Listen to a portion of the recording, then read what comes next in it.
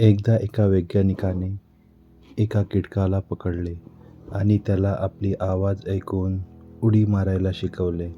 वैज्ञानिक कीटकाला म्हणाला, "उड." कीटक त्याचा आवाज ऐकताच जोरात उडी मारायचा.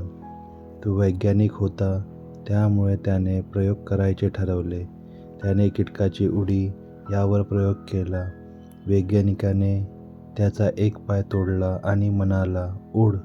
त्यानंतर कीटकाचे उडीचे अंतर कमी झाले.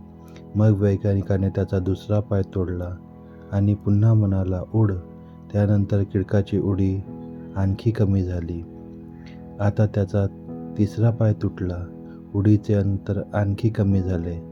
असे करून एक करून त्या बिचाऱ्या कीटकाचे सर्व पाय तुटले. शेवटचा पाय तुटल्यानंतर जेव्हा त्याला म्हणण्यात आलं, "उड," तो अगदी हलूही शकला नाही. आता वैज्ञानिकाने आपल्या डायरीत आपला निष्कर्ष लिहिला. माहिती आहे त्याने काय लिहिलं? जेव्हा कीटकाचा एक पाय तुटला, तेव्हा तो थोडा बधीर झाला. जेव्हा दुसरा पाय तुटला, तेव्हा तो आणखी बधीर झाला. प्रत्येक पाय तुटल्याने तो अधिक आणि अधिक बधीर होत गेला आणि सर्व पाय तुटल्यानंतर तो पूर्णपणे बधीर झाला. कोणी जोरात आवाज केल्याने त्याला काहीही फरक पडला नाही. तो आपल्या जागेवर हलूही शकला नाही. उडी मारण्याचा तर प्रश्नच नव्हता.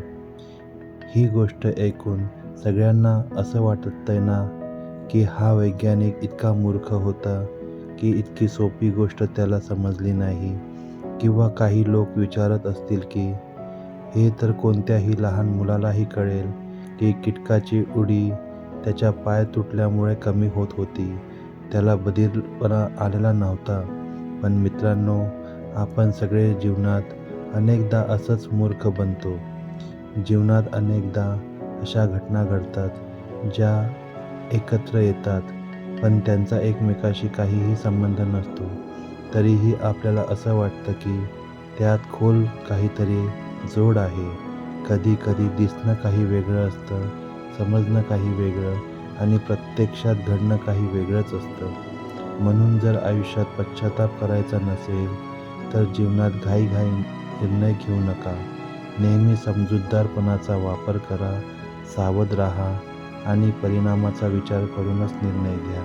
मित्रांनो, तुम्हाला ही छोटी कथा आणि त्याची शिकवण कशी वाटली, हे कमेंट बॉक्समध्ये जरूर सांगा.